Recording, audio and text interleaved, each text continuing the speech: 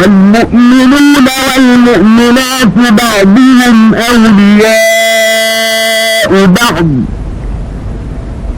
يأمرون بالمعروف وينهون عن المنكر ويقيمون الصلاة ويؤتون الزكاة ويطيعون الله ورسوله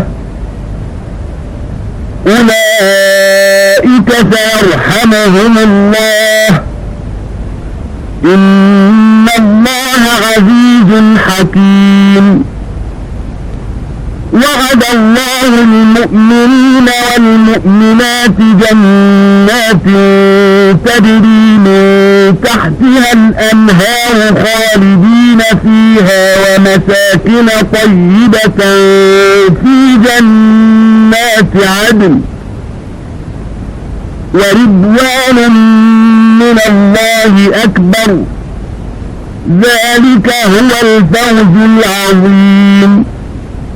மூமினான ஆண்களும் மூமினான பெண்களும் ஒருவருக்கொருவர் உற்ற துணைவர்களாக இருக்கின்றனர். அவர்கள் நல்லதை செய்ய தூண்டுகிறார்கள், தீயதை விட்டும் விலக்குகிறார்கள், தொழுகையை கடைபிடிப்பார்கள், ஏழை வரியாகிய ஜக்காத்தை முறையாக கொடுத்து வருகிறார்கள், அல்லாஹுவுக்கும் அவன் தூதருக்கும் வழிபடுகிறார்கள். அவர்களுக்கு அல்லாஹ் சீக்கிரத்தில் கருணை புரிவான். நிச்சயமாக அல்லாஹ் வல்லமை மிக்கவனாகவும் ஞானமுடையவனாகவும் இருக்கின்றான்.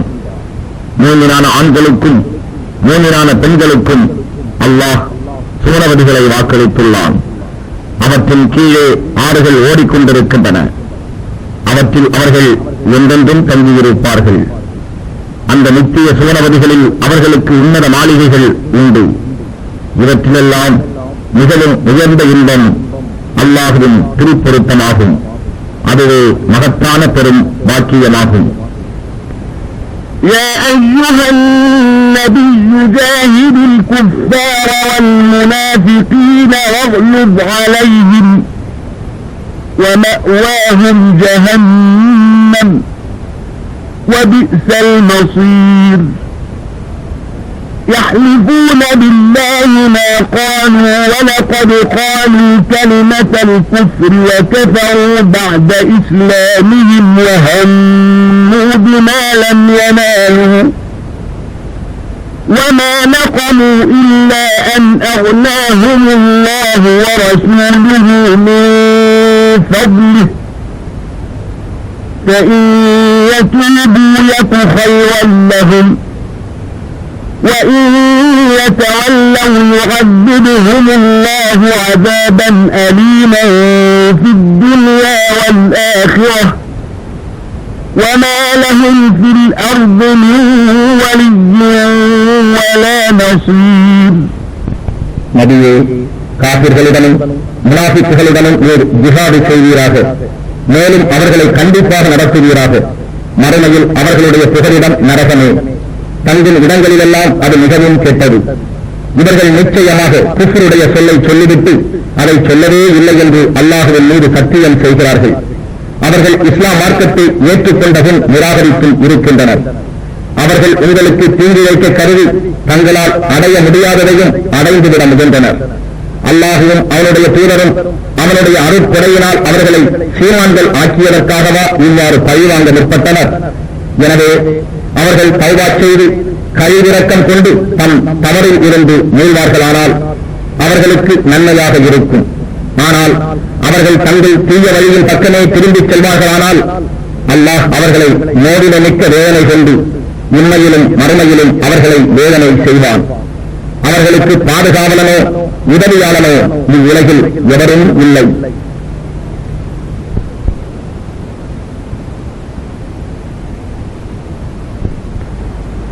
ومنهم من عاهد الله لئن آتانا من فضله لنصدقن ولنكونن من الصالحين فلما آتاهم من فضله بخلوا به وتولوا وهم معرضون فأعقبهم نفاقا في قلوبهم إلى يوم يلقونه بما أخلفوا الله ما وعدوه وبما كانوا يكذبون ألم يعلموا أن الله يعلم سرهم ونجواهم وأن الله علام الغيوب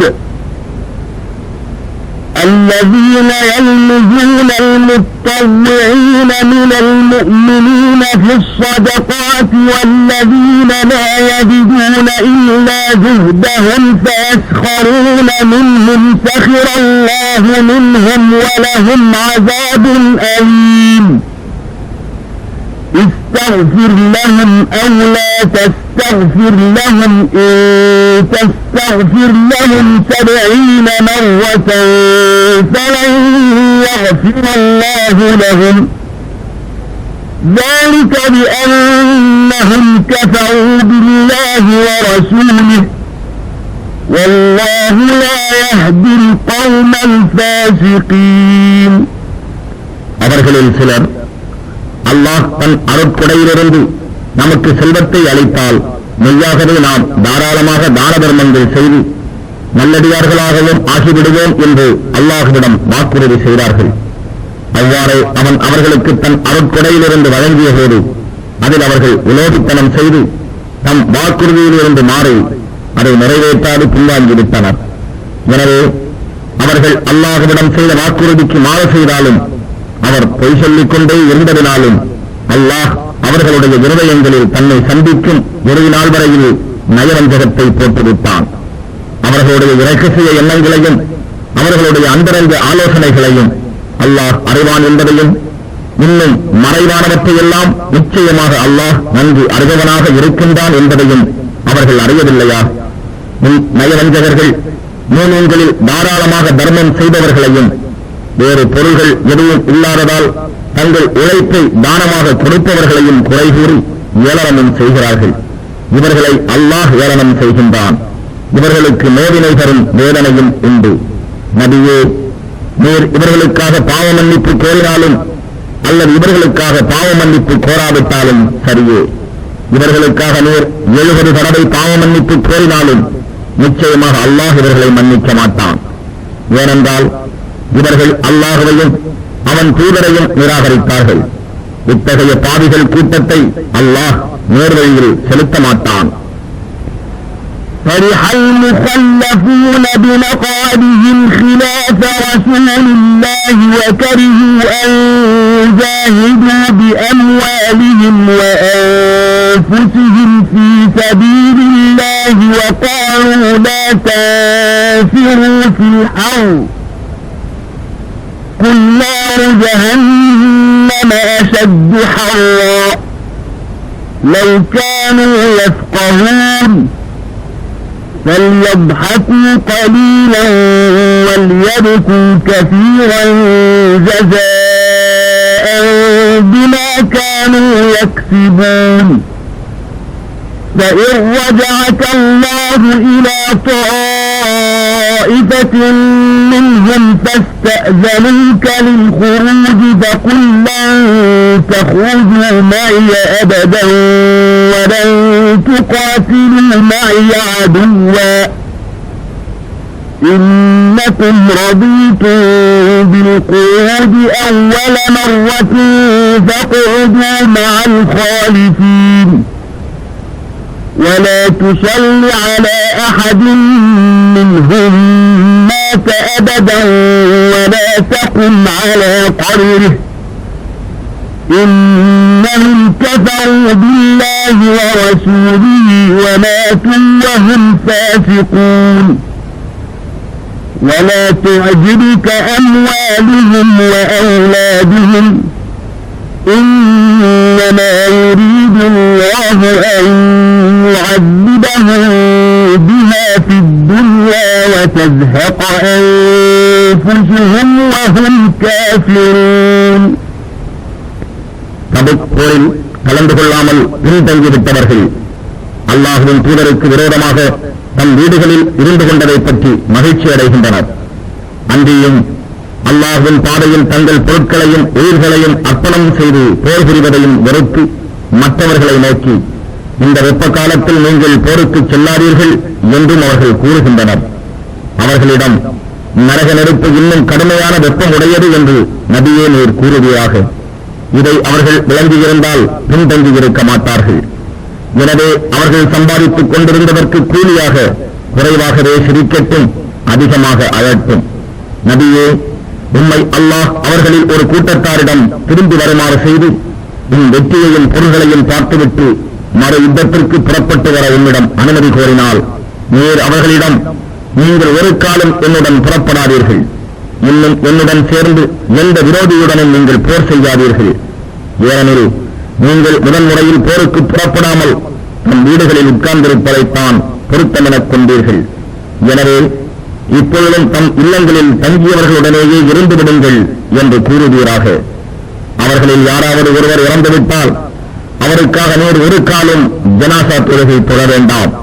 இன்னும் அவர் கபரில் பிரார்த்தனைக்காக நிற்க வேண்டாம். ஏனென்றால் நிச்சயமாக அவர்கள் அல்லாஹ்வையும் அவன் தூதரையும் நிராகரித்து பாவிகளாகவே இறந்தார்கள். இன்னும் அவர்களுடைய செல்வங்களும் பிள்ளைகளும் உன்னை ஆச்சரியப்படுத்த வேண்டாம்.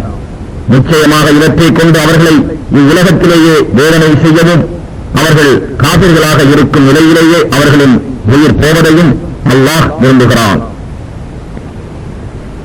وَإِذَا أُنْزِلَتْ سُورَةٌ أَنْ آمِنُوا بِاللَّهِ وَجَاهِدُوا مَعَ رَسُولِهِ اسْتَأْذَنَكَ أُولُو الطَّوْلِ مِنْهُمْ وَقَالُوا ذَرْنَا نَكُنْ مَعَ الْقَاعِدِينَ رَضُوا بِأَنْ يَكُونُوا مَعَ الْخَوَالِفِ وَطُبِعَ عَلَى قُلُوبِهِمْ فَهُمْ لَا يَفْقَهُونَ لكن الرسول والذين آمنوا معه جاهدوا بأموالهم وأنفسهم وأولئك لهم الخيرات وأولئك هم المفلحون أعد الله لهم جنات تجري من تحتها الأنهار خالدين فيها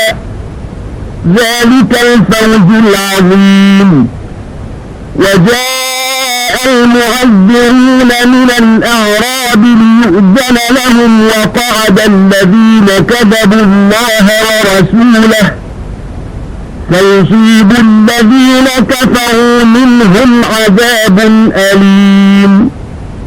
மேலும் அல்லாஹ்வின் மீது ஈமான் கொண்டு அவனுடைய தூதருடன் சேர்ந்து போர் புரியுங்கள் என்று 7வது ஓர் அத்தியாயம் இறக்கப்பட்டால் அவர்களில் வசதி படைத்த செல்வந்தர்கள் எங்களை விட்டுவிடுங்கள், நாங்கள் போருக்கு வராமல் தங்கியிருப்போருடன் இருந்து கொள்கின்றோம் என்று உன்னிடம் அனுமதி கோருகின்றனர். போரில் கலந்து கொள்ள முடியா பெண்கள் முதியவர்களைப் போல் பின்தங்கியவர்களுடன் இருக்கவே அவர்கள் விரும்புகிறார்கள். அவர்களுடைய இருதயங்கள் மீது முத்திரையிடப்பட்டு விட்டது. ஆகவே இதன் இழிவை அவர்கள் விளங்கிக் கொள்ள மாட்டார்கள். எனினும் அல்லாஹ்வின் தூதரும் அவருடன் இருக்கும் மோமீன்களும் தங்கள் செல்வங்களையும் தங்கள் உயிர்களையும் அர்ப்பணம் செய்து போர் புரிகிறார்கள். அவர்களுக்கே எல்லா நன்மைகளும் உண்டு. இன்னும் அவர்கள்தான் வெற்றியாளர்கள். அவர்களுக்காக அல்லாஹ் சுவனவதிகளை சித்தம் செய்து வைத்திருக்கின்றான். அவற்றின் கீழே ஆறுகள் ஓடிக்கொண்டிருக்கின்றன. அவற்றில் அவர்கள் எந்நாளும் இருப்பார்கள். இதுவே மகத்தான பெரும் பாக்கியமாகும். காட்டரபிகளில் சிலர் உன்னிடம் புகழ் சொல்லிக் கொண்டு போரில் கலந்து கொள்ளாமல் இருக்க தங்களுக்கு அனுமதி அளிக்கப்பட வேண்டும் என்று கேட்க வந்தனர். இன்னும் அல்லாஹ்விடமும் அவன் தூதரிடமும் பொய்யுரைத்தவர்கள் அனுமதி கேட்காமலே வீடுகளில் உட்கார்ந்து கொண்டார்கள். அவர்களில் நிராகரித்தவர்களை வெகு விரைவில் நோடினை செய்யும் வேதனை வந்தடையும். ليس على الضعفاء ولا على المرضى ولا على الذين لا يجدون ما ينفقون حرج إذا نصحوا لله ورسوله ما على المحسنين من سبيل والله غفور رحيم ولا على الذين إذا ما أتوك لتحملهم قلت لا أجد ما أحملكم عليه تولوا وأعينهم تفيض من الدمع حزنا ألا يجدوا ما ينفقون إنما السبيل على الذين يستأذنونك وهم أغنياء رضوا بأن يكونوا مع الخوالف وطبع الله على قلوبهم فهم لا يعلمون يعتذرون إليكم إذا رجعتم إليهم قل لا تعتذروا لن نؤمن لكم قد نبأنا الله من أخباركم وسيرى الله عملكم ورسوله ثم تردون إلى عالم الغيب والشهادة فينبئكم بما كنتم تعملون பலகீனர்களும் நோயாளிகளும் அல்லாஹ்வின் வழியில் செலவு செய்ய வசதி இல்லாதவர்களும் அல்லாஹ்வுக்கும் அவருடைய தூதருக்கும் உண்மையுடன் இருப்பார்களானால் போதும். போருக்கு செல்லாமல் இருப்பதில் அவர்கள் மீது குற்றம் இல்லை. இத்தகைய நல்லோர் மீது குற்றம் சுமத்த மார்க்கம் இல்லை. அல்லாஹ் மிக மன்னிப்பவனாகவும் பெருங்கிருபையாளனுமாக இருக்கின்றான். போருக்கு செல்ல தங்களுக்கு வாகனம் தேவைப்பட்டு வந்தவர்களிடம் உங்களை நான் ஏற்றிவிடக்கூடிய வாகனங்கள் என்னிடம் இல்லையே என்று நீர் கூறிய போது போருக்காக தாங்களே செலவு செய்து கொள்ள வசதி இல்லையே என்று என்னை துக்கத்தால் தங்களின் கண்களில் கண்ணீர் வடித்தவர்களாக திரும்பிச் சென்று விட்டார்களே, அவர்கள் மீதும் போருக்கு செல்லாதது பற்றி எவ்வித குற்றமும் இல்லை. குற்றம் பிடிக்கப்பட வேண்டியவர்கள் யாரெனில் தாம் செல்வர்களாக இருந்தும் போருக்கு செல்லாதிருக்க உம்மிடம் அனுமதி கோரி பின்தங்கி இருப்பவர்களுடன் தாங்களும் இருந்துவிட விரும்பினார்களே அவர்கள்தாம். அவர்களுடைய இருதயங்கள் மீது அல்லாஹ் முத்திரையிட்டு விட்டான். ஆகவே அவர்கள் இதன் இழிவை அறிய மாட்டார்கள். மூமின்களே, போரிலிருந்து வெற்றியோடு நீங்கள் அவர்களிடம் திரும்பிய போது போருக்கு வராமல் இருந்தது பற்றி உங்களிடம் வந்து புகழ் கூறுகின்றனர். கூறுங்கள், புகழ் கூறாதீர்கள். நிச்சயமாக நாங்கள் உங்களை நம்ப மாட்டோம். நிச்சயமாக உங்களை பற்றிய செய்திகளை எங்களுக்கு அல்லாஹ் முன்னமேயே அறிவித்து விட்டான். சீக்கிரமே அல்லாஹுவும் அவனுடைய தூதரும் உங்கள் செயல்களை கவனிப்பார்கள். மறைவானவற்றையும் வெளிப்படையானவற்றையும் நன்கு அறியும் அவனிடத்தில் நீங்கள் கொண்டு வரப்படுவீர்கள். அப்போது அவன் நீங்கள் செய்து கொண்டிருந்ததையெல்லாம் உங்களுக்கு அறிவிப்பான் என்று நபியே நீர் கூறும். ويحلفون بالله لكم إذا انقلبتم إليهم لتعرضوا عنهم فأعرضوا عنهم إنهم رجس ومأواهم جهنم جزاء بما كانوا يكسبون يحلفون لكم لترضوا عنهم فإن ترضوا عنهم فإن الله لا يرضى عن القوم الفاسقين الأعراب أشد كفرا ونفاقا وأجدر ألا يعلموا حدود ما أنزل الله على رسوله والله عليم حكيم ومن الأعراب من يتخذ ما ينفق مغرما ويتربص بكم الدوائر عليهم دائرة السوء والله سميع عليم ومن الأعراب من يؤمن بالله واليوم الآخر ويتخذ ما ينفق قربات عند الله وصلوات الرسول ألا إنها قربة لهم سيدخلهم الله في رحمته إن الله غفور رحيم. போரிலிருந்து வெற்றியுடன் அவர்களிடம் நீங்கள் திரும்பி வருந்தால் நீங்கள் அவர்களை குற்றம் பிடிக்காது புறக்கணித்து விட்டுவிட வேண்டும் என்று அல்லாஹ்வின் மீது அவர்கள் சத்தியம் செய்வார்கள். ஆகவே நீங்களும் அவர்களை புறக்கணித்து விட்டுவிடுங்கள். அவர்கள் நிச்சயமாக அசுத்தமானவர்கள். அவர்களுக்கு புகலிடம் நரகமே. அதுவே அவர்கள் தீவினைக்குரிய சரியான கூலியாகும். அவர்களை பற்றி நீங்கள் திருப்தியடையும் பொருட்டு அவர்கள் உங்களிடம் இவ்வாறு சத்தியம் செய்கிறார்கள். நீங்கள் அவர்களை பற்றி திருப்தி அடைந்தாலும் மெய்யாக அல்லாஹ் பாவிகளான இக்கூட்டத்தாரை பற்றி திருப்தி அடைய மாட்டான். காட்டரபிகள் நிராகரிப்பிலும் நயவஞ்சகத்திலும் மிகவும் கொடியவர்கள். அல்லாஹ் தன்னுடைய தூதர் மீது அருளியிருக்கும் வேதத்தின் வரம்புகளை அவர்கள் அறியாதிருக்கவே தகுதியானவர்கள். இன்னும் அல்லாஹ் எல்லாம் அறிந்தவனாகவும் ஞானமுடையவனாகவும் இருக்கின்றான். காட்டரபிகளில் சிலர் தர்மத்திற்காக செலவு செய்வதை தண்டமாக கருதுபவர்களும் இருக்கிறார்கள். நீங்கள் காலச்சூழலில் சிக்கி துன்பம் அடைய வேண்டும் என்று எதிர்பார்க்கிறார்கள். ஆனால் அவர்கள் மீதுதான் கெட்ட காலம் சோர்ந்து கொண்டிருக்கிறது.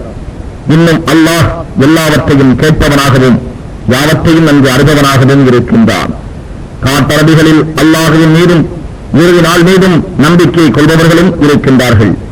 தாம் தர்மத்திற்காக செலவு செய்வது தங்களுக்கு அல்லாஹுவின் நெருக்கத்தையும் இறைதூதரின் ஆசீர்வாதத்தையும் பெற்றுத்தரும் என நம்புகிறார்கள். நிச்சயமாக அது அவர்களை அல்லாஹுவின் நன்மையில் கொண்டு சேர்ப்பதுதான். அதி சீக்கிரத்தில் அல்லாஹ் அவர்களை தன் பேரருளில் புகுத்துவான். நிச்சயமாக அல்லாஹ் மன்னிப்பவனாகவும் பெரும் கிருபையாளனாகவும் இருக்கின்றான். والسابقون الأولون من المهاجرين والأنصار والذين اتبعوهم بإحسان رضي الله عنهم ورضوا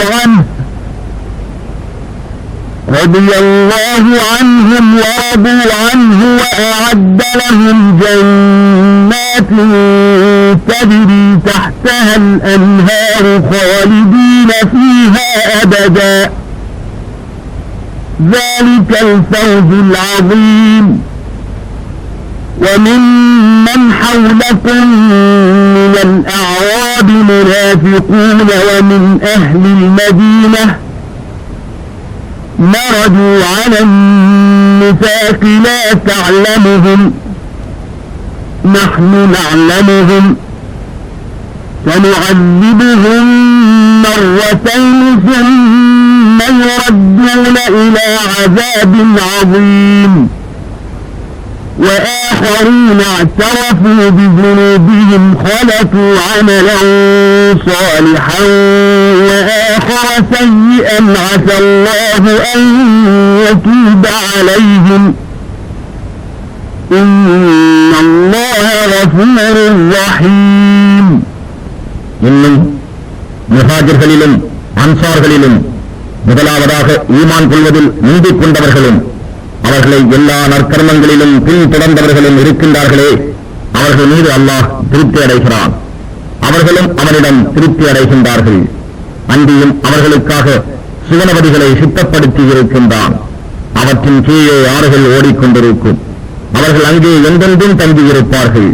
இதுவே மகத்தான பாக்கியமாகும். உங்களை சுற்றியுள்ள காட்டரபிகளில் நயவஞ்சகர்களும் இருக்கிறார்கள். இன்னும் மதீனாவில் உள்ளவர்களிலும் நயவஞ்சகத்தில் நிலை பெற்று விட்டவர்களும் இருக்கிறார்கள்.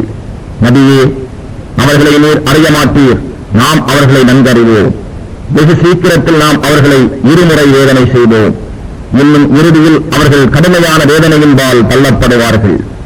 வேறு சிலர் தம் குற்றங்களை ஏற்றுக்கொள்கின்றனர். ஆனால் அவர்கள் அறியாத நல்ல சாலிகான காரியத்தை கெட்ட காரியத்துடன் சேர்த்து விடுகிறார்கள். ஒருவேளை அல்லாஹ் அவர்களின் தௌபாவை ஏற்று மன்னிக்க போதும். நிச்சயமாக அல்லாஹ் மன்னிப்பவனாகவும் பெரும் கிருபையாளனாகவும் இருக்கின்றான். خذ من أموالهم صدقة تطهرهم وتزكيهم بها وصل عليهم إن صلاتك سكن لهم والله سميع عليم. ألم يعلموا أن الله هو يقبل التوبة عن عباده ويأخذ الصدقات وأن الله هو التواب الرحيم. وقل اعملوا فسيرى الله عملكم ورسوله والمؤمنون وستردون إلى عالم الغيب والشهادة فينبئكم بما كنتم يعملون وآخرون مرجون لأمر الله إما يعذبهم وإما يتوب عليهم والله عليم حكيم. நபியே, அவர்களுடைய செல்வத்திலிருந்து தர்மத்துக்கானதை எடுத்துக்கொண்டு அதனால் அவர்களை உள்ளும் புறமும் தூய்மையாக்குவீராக. இன்னும் அவர்களுக்காக பிரார்த்தனை செய்வீராக. நிச்சயமாக உம்முடைய பிரார்த்தனை அவர்களுக்கு சாந்தியும் ஆறுதலும் அளிக்கும். நிச்சயமாக அல்லாஹ் யாவத்தையும் செவியுறுவோனாகவும் அறிபவனாகவும் இருக்கின்றான். நிச்சயமாக அல்லாஹ் தன் அடியார்களிடம் இருந்து தௌபாவை மன்னிப்பு கோருதலை ஒப்புக்கொள்கிறான் என்பதையும் அவர்களுடைய தர்மங்களை பெற்றுக் கொள்கிறான் என்பதையும் அவர்கள் அறியவில்லையா? மெய்யாகவே அல்லாஹ் தௌபாவை ஏற்று மன்னிப்பு அருள்பவன் பெரும் கிருபையாளன். நபியே, அவர்களிடம் நற்செயல்களை செய்யுங்கள்.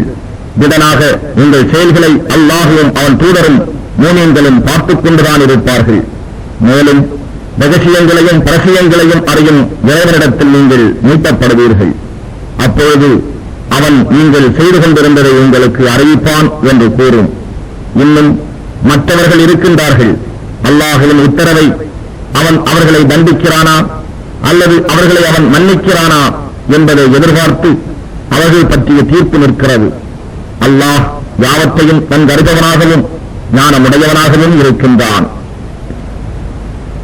والذين اتخذوا مسجدا ضرارا وكفرا وتفريقا بين المؤمنين وإرصادا لمن حارب الله ورسوله من قبل وليحلفن إن أردنا إلا الحسنى والله يشهد إنهم لكاذبون. لا تقم فيه أبدا لمسجد أسس على التقوى من أول يوم أحق أن تقوم فيه رجال يحبون أن يتطهروا والله يحب المطهرين. أفمن أسس بنيانه على تقوى من الله ورضوان خير أم من أسس بنيانه على شفا جرف هار فانهار به في نار جهنم والله لا يهدي القوم الظالمين. لا يزال بنيانهم الذي بنوا ريبة في قلوبهم إلا أن تقطع قلوبهم والله عليم حكيم. இன்னும் இஸ்லாம் மார்க்கத்துக்கு தீங்கு இழைக்கவும் நிராகரிப்புக்கு உதவி செய்யவும் மூமின்களிடையே பிளவு உண்டு பண்ணவும் அல்லாஹுவுக்கும் அவருடைய தூதருக்கும் விரோதமாய் போர் புரிந்தவர்களுக்கு ஒரு புகலிடமாகவும் ஆக்க ஒரு மஸ்ஜிதை நிறைவேறியவர்கள் நாங்கள் நல்லதையே அன்றி வேறொன்றும் விரும்பவில்லை என்று நிச்சயமாக சத்தியம் செய்வார்கள். ஆனால் அவர்கள் பொய்யர்களே என்பதற்கு அல்லாஹுவே சாட்சியம் கூறுகிறான். ஆகவே நபியே, அங்கு நீர் தொழுகைக்காக ஒரு காலம் நிற்க வேண்டாம். நிச்சயமாக ஆரம்ப தினத்திலேயே பயபக்தியின் மீது அடிகோலப்பட்ட மஸ்ஜிது உள்ளது. அதில் நீர் நின்று தொழவும் தொழ வைக்கவும் மிகவும் தகுதியானது. அங்கிருக்கும் மனிதர்கள் தூய்மை உடையோராக இருப்பதையே விரும்புகிறார்கள். நிச்சயமாக அல்லாஹ் தூய்மை உடையோரையே விரும்புகிறான். யார் மேலானவர்? பயபக்தியுடன் அல்லாஹ்வின் திருப்பொருத்தத்தை நாடி ஒரு கட்டடத்தின் அடிப்படையை அமைத்தவரா அல்லது தானே சரிந்துவிடக்கூடிய பூமியை ஒட்டி அடிப்படையிட்டு அந்த அடிப்படையில் கட்டடத்தை அதுவும் சரிந்து பொடி பொடியாக நெருங்கி அவருடன் நரக நெருப்பில் விழுந்துவிடும் கட்டடத்தை அமைத்தவரா? அல்லாஹ் அநியாயக்கார மக்களை நேர்வழியில் நடத்த மாட்டான். தன் நெஞ்சங்களில் சந்தேகத்துடன் அவர்கள் கட்டிய இக்கட்டடம் அவர்கள் நெஞ்சங்கள் துண்டு துண்டாகும் வரையில் உறுத்திக் கொண்டே இருக்கும். அல்லாஹ் எல்லாம் அறிபவனாகவும் ஞானமுடையவனாகவும் இருக்கின்றான். إن الله اشترى من المؤمنين أنفسهم وأموالهم بأن لهم الجنة يقاتلون في سبيل الله فيقتلون ويقتلون وعدا عليه حقا في التوراة والإنجيل والقرآن ومن أوفى بعهده من الله فاستبشروا ببيعكم الذي بايعتم به وذلك هو الفوز العظيم. التائبون العابدون الحامدون السائحون الراكعون الساجدون الآمرون بالمعروف والناهون عن المنكر والحافظين لحدود الله وبشر المؤمنين. நிச்சயமாக அல்லாஹ் மூமின்களின் உயிர்களையும் பொருள்களையும் சுவனவரிகளுக்கு பதிலாக விலைக்கு வாங்கிக் கொண்டான். அவர்கள் அல்லாஹுவின் பாதையில் போரிடுவார்கள். அப்போது அவர்கள் எதிரிகளை வெட்டுகிறார்கள், எதிரிகளால் வெட்டவும் படுகிறார்கள். தௌராத்திலும் இன்ஜீலிலும் ஃபுர்கானிலும் இதை திட்டமாக்கிய நிலையில் வாக்களித்துள்ளான். அல்லாஹ்வை விட வாக்குறுதியை பூரணமாக நிறைவேற்றுபவர் யார்? ஆகவே நீங்கள் அவனுடன் செய்து கொண்ட இவ்வாணிபத்தை பற்றி மகிழ்ச்சி அடையுங்கள். இதுவே மகத்தான பாக்கியமாகும். தௌபா செய்து பாவத்திலிருந்து விலகி இறைவனிடம் மன்னிப்பு கோரி மீண்டவர்கள், அவனை வணங்குபவர்கள், அவனை புகழ்பவர்கள், நோன்பு நோற்பவர்கள், ருக்கூ செய்பவர்கள், சுஜூது செய்பவர்கள், தொழுபவர்கள், நன்மை செய்ய ஏவுபவர்கள், தீமையை விட்டு விலக்குபவர்கள், அல்லாஹ்வின் வரம்புகளை பேணி பாதுகாப்பவர்கள். இத்தகைய உண்மை மோமீன்களுக்கு நபியே நீர் நன்மாராயம் கூறுவீராக. ما كان للنبي والذين آمنوا أن يستغفروا للمشركين ولو كانوا أولي قربى من بعد ما تبين لهم أنهم أصحاب الجحيم. وما كان استغفار إبراهيم لأبيه إلا عن موعدة وعدها إياه فلما تبين له أنه عدو لله تبرأ منه إن إبراهيم لأواه حليم. وما كان الله ليضل قوما بعد إذ هداهم حتى يبين لهم ما يتقون إن الله بكل شيء عليم. إن الله له ملك السماوات والأرض يحيي ويميت وما لكم دون الله من ولي ولا نصير. இணை வைப்பவர்கள் தம் நெருங்கிய உறவினர்களாக இருப்பினும் நிச்சயமாக அவர்கள் நரகவாதிகள் என்று தெளிவாக்கப்பட்ட பின் அவர்களுக்காக மன்னிப்பு கோருவது நபிக்கும் ஈமான் கொண்டவர்களுக்கும் தகுதியானதல்ல. இப்ராஹிம் நபி தன் தந்தைக்காக மன்னிப்பு கோரியதெல்லாம் அவர் தம் தந்தைக்கு செய்திருந்த ஒரு வாக்குறுதியாகவே அன்று வேறில்லை. மெய்யாகவே அவர் தந்தை அல்லாஹுவுக்கு விரோதி என்பது தெளிவாகியதும் அதிலிருந்து அவர் விலகிக் கொண்டார். நிச்சயமாக இப்ராஹிம் இரக்கம் உடையவராகவும் பொறுமையும் சாந்தமும் உடையவராகவும் இருந்தார். மக்களில் ஒரு கூட்டத்தினரை அல்லாஹ் நேர்வழியில் செலுத்திய பின்னர் அவர்கள் அஞ்சு விலகிக் கொள்ள வேண்டியவை இன்னவை என்பதை அவர்களுக்கு விவரமாக அறிவித்து வரும் வரையில் அவர்களை வழிகேட்டில் விடமாட்டான். ஏனென்றால் அல்லாஹ் அனைத்து பொருட்களையும் நிச்சயமாக அறிபவனாக இருக்கின்றான். வானங்கள் பூமி ஆகியவற்றின் ஆட்சி நிச்சயமாக அல்லாஹுவுக்கே உரியது. அவனே உயிர் கொடுக்கிறான், அவனே மறிக்கும்படியும் செய்கிறான். அல்லாஹ்வை தவிர உங்களுக்கு வேறு பாதுகாவலரும் இல்லை, உதவியாளரும் இல்லை. لقد تاب الله على النبي والمهاجرين والأنصار للذين اتبعوه في ساعة العسرة من بعد ما كاد يزيغ قلوب فريق منهم ثم تاب عليهم إنه بهم رءوف رحيم. وعلى الثلاثة الذين خلفوا حتى إذا ضاقت عليهم الأرض بما رحبت وضاقت عليهم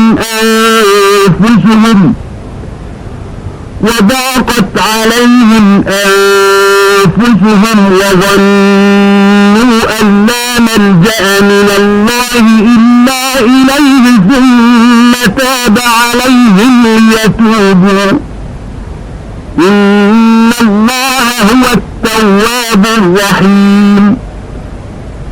يا أيها الذين آمنوا اتقوا الله وكونوا مع الصادقين. நிச்சயமாக அல்லாஹ் நபியின் மீது அருள் புரிந்தான். கஷ்ட காலத்தில் அவரை பின்பற்றிய முஹாஜிர்கள் மீதும் அன்சார்கள் மீதும் அருள் புரிந்தான். அவர்களில் ஒரு பிரிவினருடைய நெஞ்சங்கள் தடுமாறிக் கொண்டிருந்த பின்னரும் அவர்களை மன்னித்து அருள் புரிந்தான். நிச்சயமாக அவன் அவர்கள் மீது மிக்க கருணையும் கிருபையும் உடையவனாக இருக்கின்றான். அல்லாஹுவின் உத்தரவை எதிர்பார்த்து விட்டு வைக்கப்பட்டிருந்த மூவரையும் அல்லாஹ் மன்னித்து விட்டான். பூமி இவ்வளவு விசாலமாக இருந்தும் அது அவர்களுக்கு நெருக்கமாகி அவர்கள் உயிர் வாழ்வது கஷ்டமாகிவிட்டது. அல்லாஹுவின் புகழ் அன்றி அவனை விட்டு தப்புமிடம் வேறு அவர்களுக்கு இல்லை என்பதையும் அவர்கள் உணர்ந்து கொண்டார்கள். ஆகவே அவர்கள் பாவத்திலிருந்து அவர்கள் விலகிக் கொள்ளும் பொருட்டு அவர்களை அல்லாஹ் மன்னித்தான். நிச்சயமாக அல்லாஹ் தௌபாவை ஏற்று மன்னிப்பவனாகவும் மிக்க கிருபை உடையவனாகவும் இருக்கின்றான். ஈமான் கொண்டவர்களே, அல்லாஹுவுக்கு அஞ்சுங்கள், மேலும் உண்மையாளர்களுடன் நீங்களும் ஆகிவிடுங்கள்.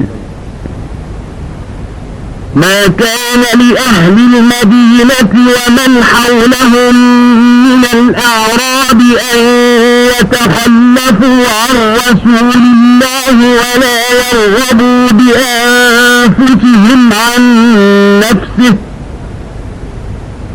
ذلك بأنهم لا يصيبهم ظمأ ولا نصب ولا مخمصة في سبيل الله ولا يطؤون موطئا يغيظ الكفار ولا ينالون من عدو نيلا إلا كتب لهم به عمل صالح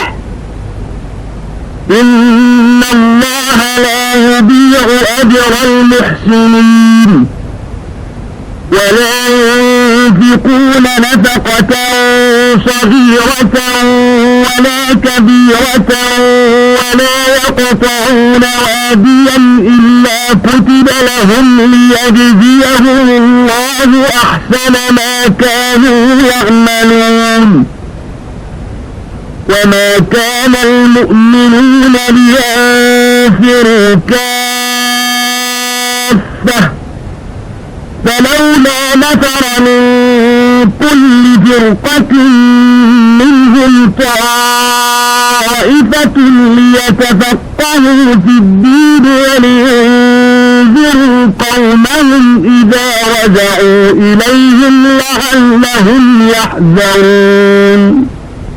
மதீனாவாசிகளானாலும் சரி அல்லது அவர்களை சூழ்ந்திருக்கும் காட்டரபிகளானாலும் சரி, அவர்கள் அல்லாஹுவின் தூதரை பிரிந்து பின்தங்குவதும் அல்லாஹுவின் தூதரின் உயிரை விட தம் உயிரையே பெரிதாக கருதுவதும் தகுதியுடையது அல்ல. ஏனென்றால் அல்லாஹுவின் பாதையில் இவர்களுக்கு ஏற்படும் தாகம், களைப்பு, பசி, காபிர்களை ஆத்திரமூட்டும்படியான இடத்தில் கால் வைத்து அதனால் பகைவரிடம் இருந்து துன்பத்தை அடைதல் ஆகிய இவை யாவும் இவர்களுக்கு நற்கர்மங்களாகவே பதிவு செய்யப்படுகின்றன. நிச்சயமாக அல்லாஹ் நன்மை செய்வோரின் கூலியை வீணாக்க மாட்டான். இவர்கள் சிறிய அளவிலோ அல்லது பெரிய அளவிலோ எந்த அளவு அல்லாஹுவின் வழியில் செலவு செய்தாலும் அல்லது அல்லாஹுவுக்காக எந்த பள்ளத்தாக்கை கடந்து சென்றாலும் அது அவர்களுக்காக நற்கர்மங்களாய் பதிவு செய்யப்படாமல் இருப்பதில்லை. அவர்கள் செய்த காரியங்களை விட மிகவும் அழகான கூலியை அல்லாஹ் அவர்களுக்கு கொடுக்கிறான். ஈமான் கொண்டவர்களே, நீங்கள் எல்லோருமே சேர்ந்து ஒன்றாக வெளியே செல்வது கூடாது.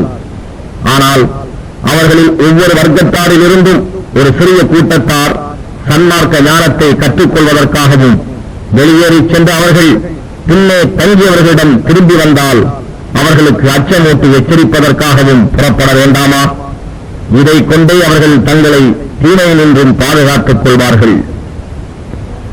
يا أيها الذين آمنوا قاتلوا الذين يلونكم من الكفار وليجدوا فيكم غلظة واعلموا أن الله مع المتقين. وإذا ما أنزلت سورة فمنهم من يقول أيكم زادته هذه إيمانا فأما الذين آمنوا فزادتهم إيمانا وهم يستبشرون.